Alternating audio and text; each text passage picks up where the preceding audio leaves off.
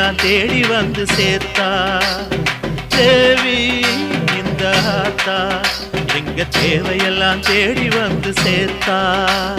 தாய்மையிலே பார்த்தா நோய்களிலே காத்தா பூவெடுத்து போட்டா பொன்னளப்பா ஆத்தா பொன்னளப்பா ஆத்தா பொன்னளப்பா ஆத்தா.